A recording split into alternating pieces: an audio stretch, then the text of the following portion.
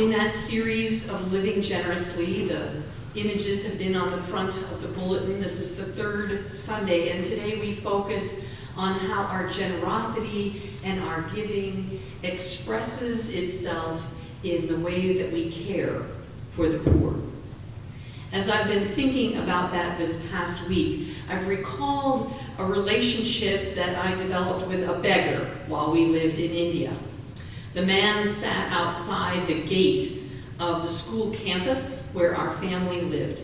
And each day as I went in and out of that gate, that man would call out, "Amma, Amma," which means "ma'am, ma'am," hoping to get my attention, hoping that I would toss a few coins his way. The man was always seated on the ground in the dirt. He was crippled, some kind of injury to his limbs, or maybe some kind of a disease like polio when he was very young. And so to move along, he would boost himself up with his hands and swing his torso along to move along the dirt of the roadside. After a few weeks of this "Amma, Amma" every time I went in and out of the gate, I began to greet him with a good morning or a good afternoon.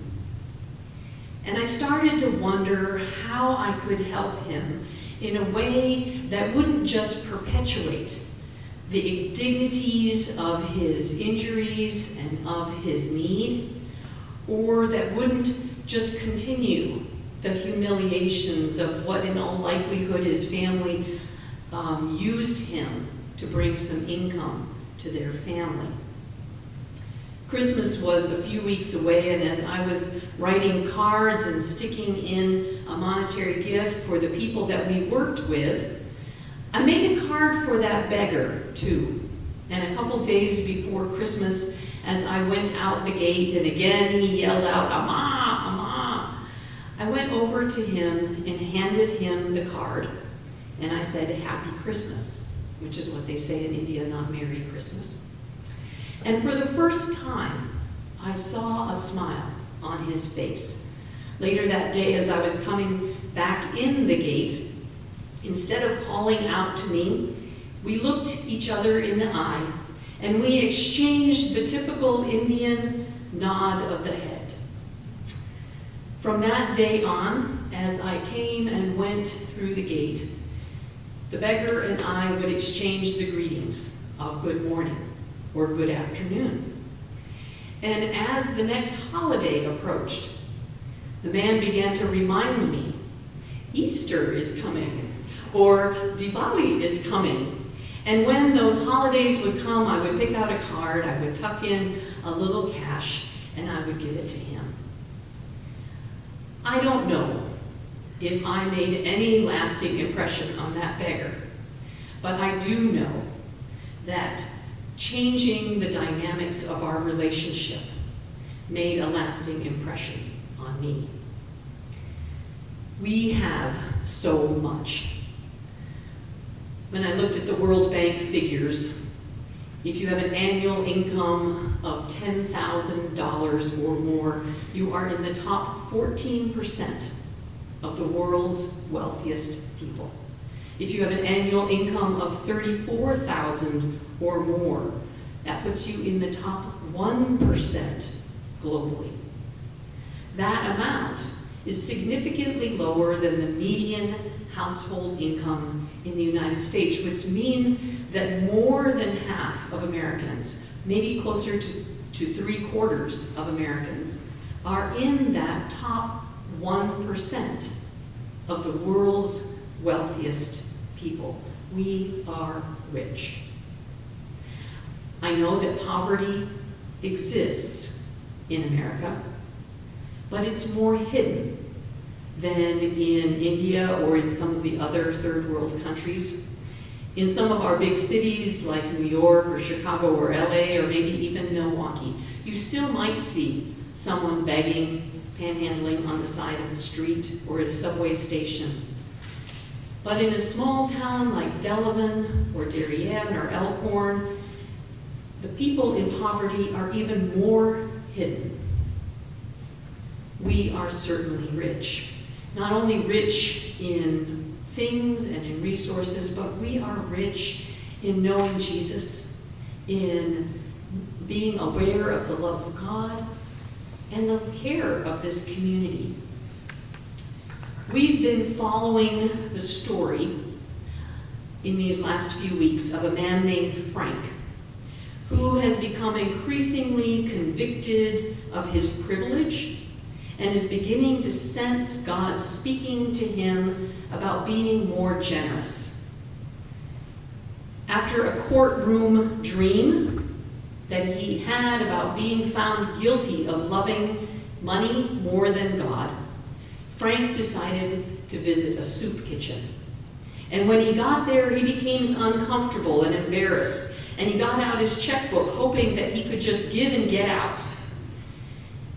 But before he could do that, someone put a ladle in Frank's hand, and he began serving. And as he did that, he began to hear the stories and see people as individuals rather than just an intimidating crowd of poor and needy. We're going to watch the short video that reflects on his experience.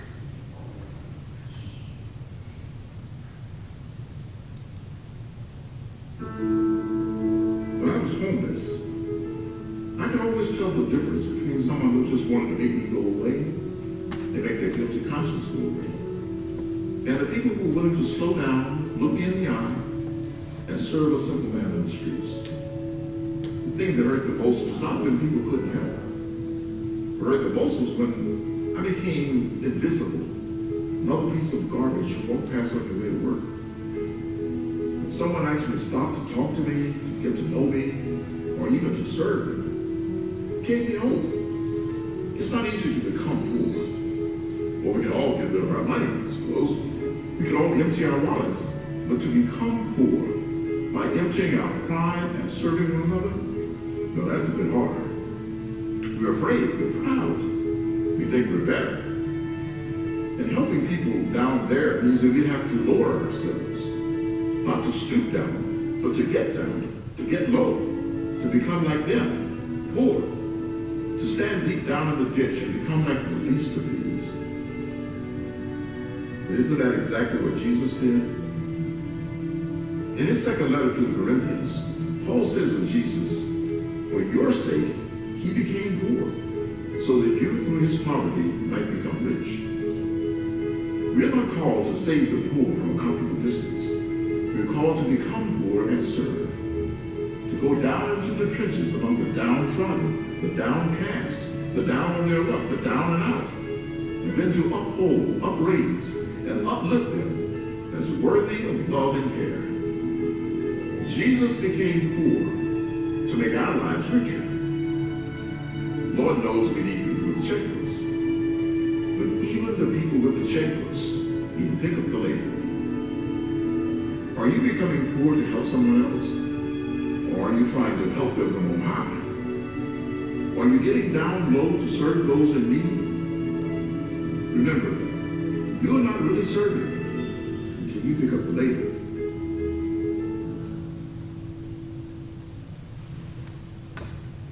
Thank you. The call to discipleship. When I was homeless, I could always tell the difference between someone who just won't. Sorry. That's okay. The call of discipleship is the call to imitate Jesus. Jesus sets the example for us and invites us to follow him, to do as he did. When the Apostle Paul followed Jesus and made disciples for Jesus, he taught new believers to imitate him as he imitated Christ. And he wrote to the church in Corinth, imitate me just as I also imitate Christ. So when it comes to our living a life of generosity, as it's expressed in our service to those who are poor, we look to Jesus' example and how he engaged the needs of those who around him who were poor and needy. We see that Jesus looked down from heaven, checked out those stats on poverty, watched a special report on the evening news, wrote a generous check, and then went back to running the world? No, of course not. Jesus didn't do that. We know that. But if someone who didn't know Jesus, and all they know is that people who are Christians are trying to follow Jesus' example and imitate Jesus, they might conclude that that's what Jesus did. When we look to some of the examples in the gospel stories of how Jesus actually dealt with people in need, there's the story of a day that's related in all three of the synoptic gospels, in Matthew, Mark, and Luke. It must have been a typical day in the life of his ministry. Jesus was so surrounded and overwhelmed with the people and the problems of the day. They were coming to him because it was being shared around that he was the guy who could help solve their problems. And as he was sitting and teaching one day, a messenger came and said to him, "Please come to the house of the synagogue ruler. His daughter has gotten a sudden deathly illness. Please come and heal her." So as Jesus and his disciples began to walk to the man's house, the crowds that had been with him followed along, and many others joined along the way. Everyone was calling out to Jesus with their needs and their worries, trying to get close to him, trying to get his attention. In the midst of that crushing crowd, there was a woman who was desperately poor. She had a chronic illness which had drained all of her bank accounts. She had tried different doctors, different treatments, even those crazy experimental things that she had heard about. The strain of her illness was taking a toll on her family relationships. She couldn't work. She couldn't do things around the house. All of her support systems were falling apart. And so on that day, she was desperate.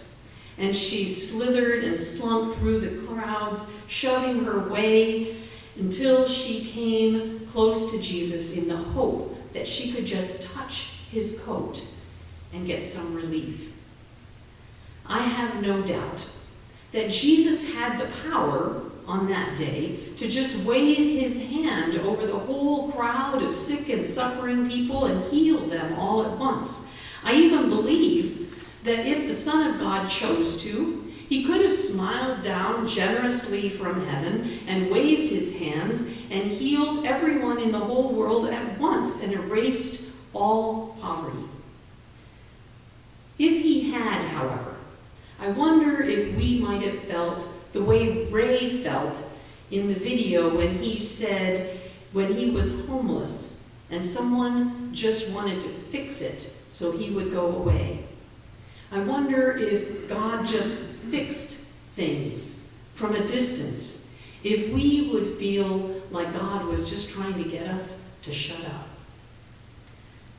Jesus didn't see needs as a whole. He saw them as individuals. He touched people one at a time. If God eliminated all poverty and suffering from a distance, there would be no relationship, no real love. Instead, God sent his Son. He sent Jesus to model for us a relational generosity. So when that woman touched Jesus' coat, he stopped and he looked around and said, "Who touched me?" And the disciples, I can imagine, got that expression on their faces that said, "Are you kidding me? Are you crazy?" But what they actually said was, "There's a crowd of people pressing around you, Jesus. What do you mean, who touched you?" Jesus kept looking around, and the woman realized that Jesus had noticed her. So she came forward and she shared her whole story with him, and Jesus listened to her story. He looked her in the eyes. He cared. He treated her like family, as he responded to her, "Take heart, my daughter. Your faith has made you well." Generosity isn't just financial. Generosity must be relational, getting to know and to love the least of these. One of the strengths of this congregation is reflected in that description that's on the front of every bulletin on Sunday morning: a friendly church with a heart for mission. As a community of faith, you have chosen not to just send money to organizations that help the needy. You have chosen to also make time to visit those organizations, to volunteer in meaningful ways. Some of you sat at picnic tables in the summer, not just to provide breakfast for hungry kids, but to sit there with them while they ate their breakfast. Some of you are putting food into backpacks of those same children. And we think of Rita, who's not with us this morning. She tripped and fell the last time we were putting in food into the backpacks, but she did that because she was distracted wanting to talk and interact with the students that were walking by in the hallway as she had been filling their backpacks. Some of you have spent the night here at the church when we host the homeless shelter, or you have cooked a meal for our guests in the shelter. Some of you have jobs in which you serve the sick and the poor and the prisoners. Others of you deliver Meals on Wheels or ring the bell to raise money for local needs. And tonight at our Helpers in Harmony concert, I hope many of you will come and bring food for the food pantries. The Missions Committee and the Church Board have been exploring how we might use some funds that we have for a Refresh project to serve some local need. And this week I made some progress in planning that mission project. I spoke with the director at the Twin Oaks Homeless Shelter, which is a shelter for families that's located in Darien. And we began to plan for a Saturday mission project day in which we will be able to use a variety of skills and abilities in that morning, in that day. Some of us will be able to put a coat of refreshing paint on the walls of the rooms where the families stay. Others might build shelves for them to store donated supplies and linens. Others will have an opportunity to plan activities and games for the children in the shelter, and still others will be able to cook a meal which we will be able to share with our work team and with the people who are there in the shelter that day. A variety of ways to serve and an opportunity to sit around a table and share a meal with those that we are serving. When we look at the poor and those in need from a distance, it's easy to make assumptions about how they got there, to blame bad choices or laziness or corrupt systems or analyze historical factors. And sometimes those are important, but we should not allow ourselves to ignore the daily struggle of those without a home, without food in the fridge, without power, or without water. After our last week of hosting the homeless shelter last spring, Patty, who has done so much as our church coordinator for the shelter, shared with me that meeting those men and talking with them, hearing their stories, had transformed some of her ideas about homelessness. She had come to care for them, to know them by name. Patty was practicing discipleship of Jesus, doing what Jesus did, following her Savior's example. Jesus sees every need on a personal basis and feels the hurt of each person. Living generously is more than simply giving money to ease our consciences or join giving in order to do our part. The goal of generosity is not our comfort, but obedience to God, and maybe through that, some comfort for others. Obedience never seeks personal comfort. We focus on Jesus. We focus on others. We become servants.